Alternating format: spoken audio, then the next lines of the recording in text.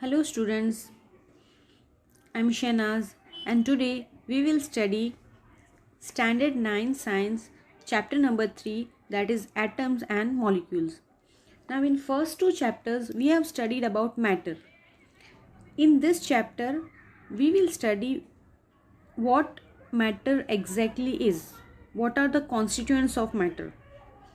Now ancient Indian and Greek philosophers have always wondered how the unknown and unseen form of matter,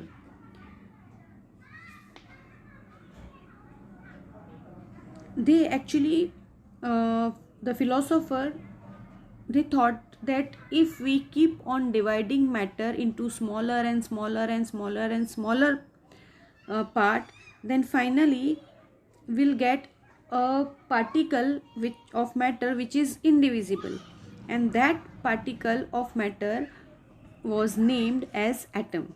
So in this chapter we will study what is atom and what is molecule. Two scientists named Democritus and Leucippus suggested that if we go on dividing matter, then a stage will arrive when particle obtained cannot be further divided.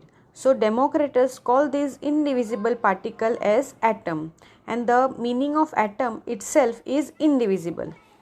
Now all this was based on the philosophical consideration, means there was it was not experimentally explained.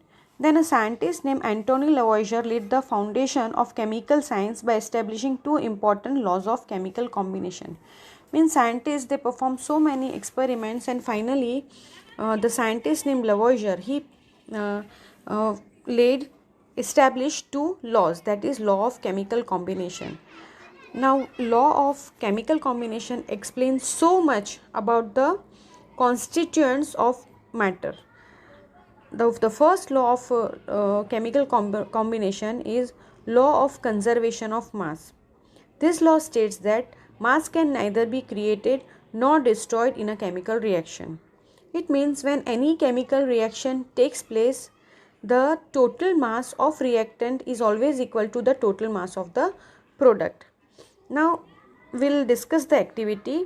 Take some sodium sulfate solution in a conical flask and some barium chloride solution in an ignition tube. Hang the ignition tube in the flask by a thread and put a cork on the flask. Find the mass of the flask on a balance. Then tilt the flask. A chemical reaction takes place and sodium chloride and barium sulfide are formed. Then find the mass of the flask. Again, it will be seen that the sum of mass of reactant and product remains the same. Suppose we carry out a reaction in which the substance X and Y are mixed. Suppose the mass of substance X is 10 gram and mass of substance Y is 20 gram. When the chemical reaction takes place, the product is suppose A plus B. So according to the law of conservation of mass, suppose the total mass of this A and B is 30 gram.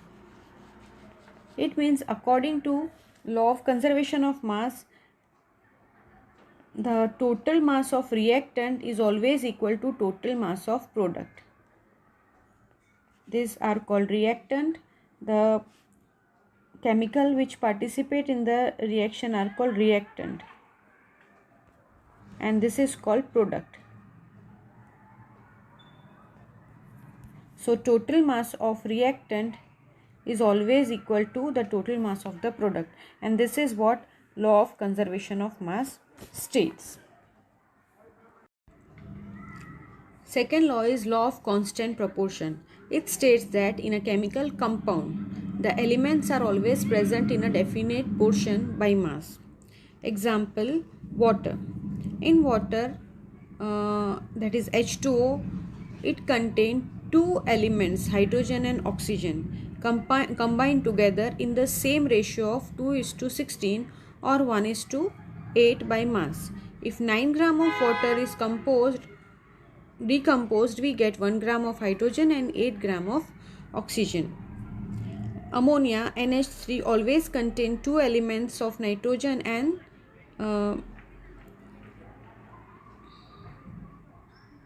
ammonia NH3 contain two elements, that is nitrogen and hydrogen, and they combine together in the ratio of 14:3 by mass. Now I will show you the calculation how this ratio comes. According to law of constant proportion, in a compound H2O there are two atoms of hydrogen, and mass of one atom of hydrogen is 1 and mass of one atom of oxygen is 16. So total mass of hydrogen is, as there are two atoms of hydrogen, 1 multiplied by 2, and total mass of oxygen is 16. That is, total mass of hydrogen is 2 and total mass of oxygen is 16. So the ratio by mass is 2:16. Now if you reduce it, it will become 2 ones and 2 eights. So if you reduce it, the ratio will become 1:8. So in H2O, for every 1 gram hydrogen, there are 8 gram oxygen by mass. So when 9 gram of H2O is decomposed, we will always get 1 gram of hydrogen plus 8 gram of oxygen, and this ratio is constant. So this is what law of constant proportion suggests. After Lavoisier established two laws of chemical combination, the problem arose was there was no proper explanation for this. So the scientist named Dalton, he picked up the word atom from the previous theories and explained the idea of divisibility of matter. His theory was based on the law of chemical combination. Dalton's atomic theory provided an explanation for the law of conservation of mass and also explanation of law of definite proportion. According to Dalton's theory, all matter, whether an element, a compound or a mixture, is composed of small particles called atom. The postulate of this theory may be as follows. Matter is made up of tiny particles called atom. Atoms are indivisible and cannot be created or destroyed in a chemical reaction. Atoms of a given element are similar in mass and properties. It means suppose atom of oxygen, so all the atoms of oxygen are similar in mass and properties, whereas all the atoms of carbon are similar in mass and properties. But if we compare the atom of oxygen with atom of carbon, their masses are different and their properties are also different. Then fourth, atoms of different elements have different masses and properties. Atoms combine in small whole number ratio to form a compound. In a given compound, the relative number and the kind of atoms are constant. For example, in H2O, the number of hydrogen atom and the number of oxygen atoms are fixed. In one molecule of H2O, there are 2 atoms of hydrogen and 1 atom of oxygen. In the same way, in ammonia, there is 1 atom of nitrogen and 3 atom of hydrogen. So it is stated as NH3. So in every compound, the relative number and the kind of atoms are constant.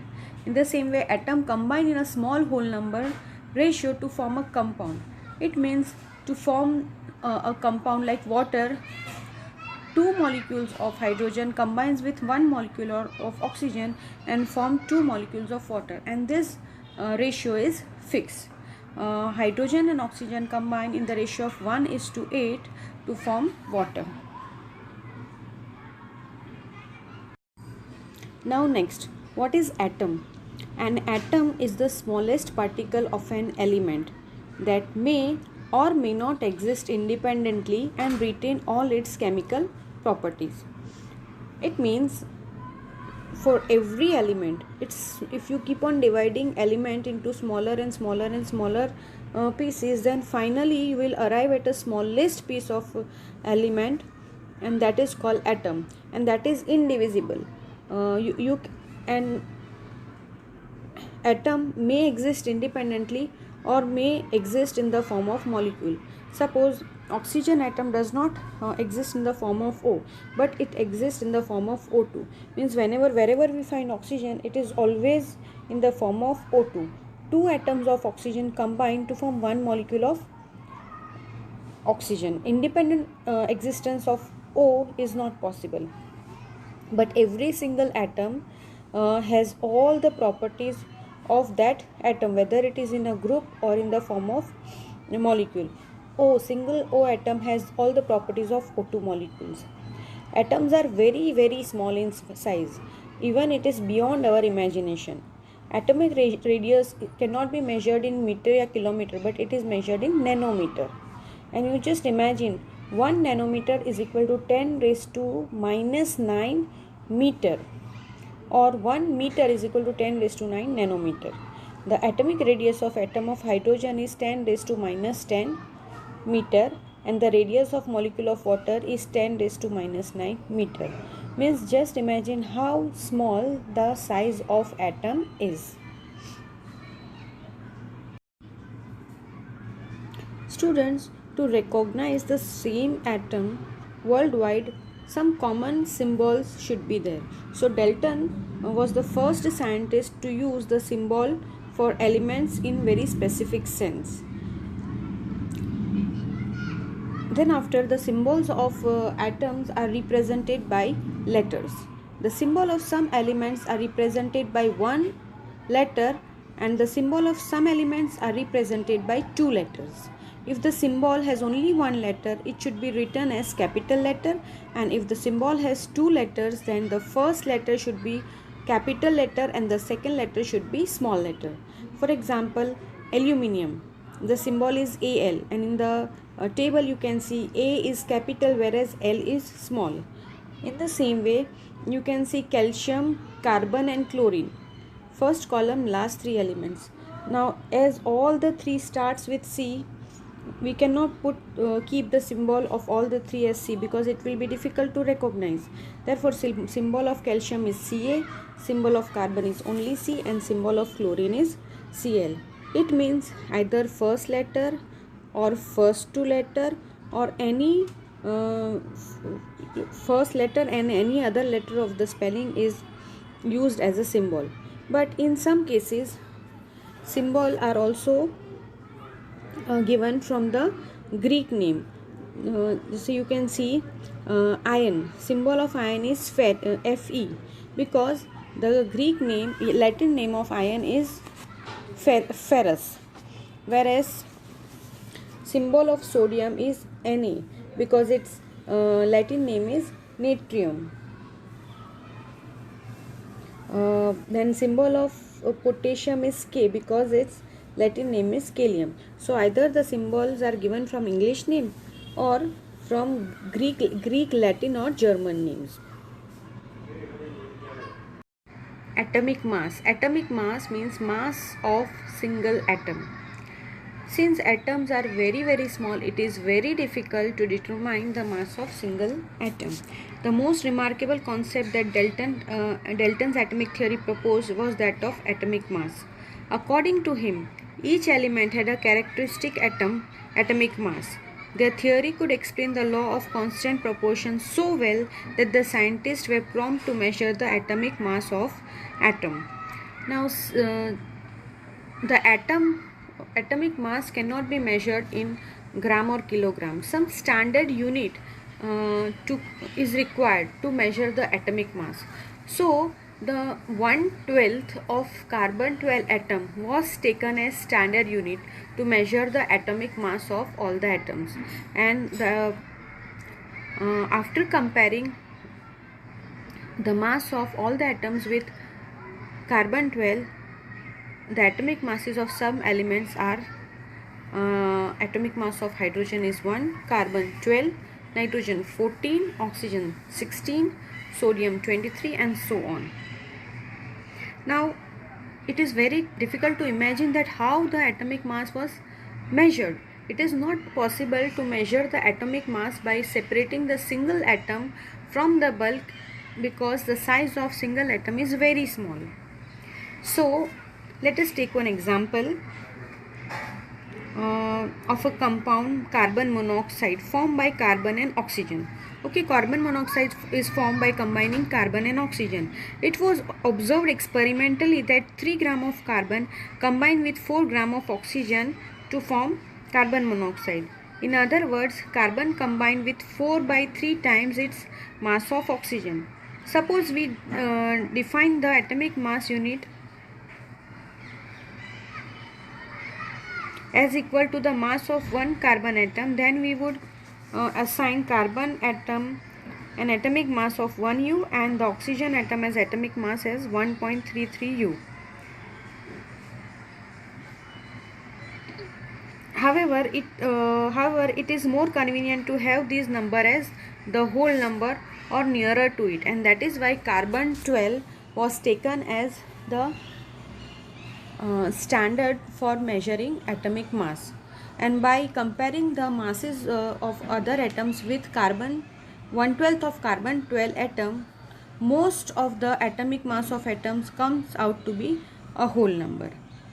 It is like if we divide a watermelon into 12 equal parts, and if we take one part of that watermelon as a standard mass, and if we compare the masses of all the fruits by comparing with that one part, then we can measure all the mass of all other fruits also. In the same way, you can say 1/12 of carbon 12 was taken as a standard unit, and with that mass of all the atoms were compared. So students, here I end my video of this chapter. In next part we will study molecules and molecular mass in detail. Till then, bye.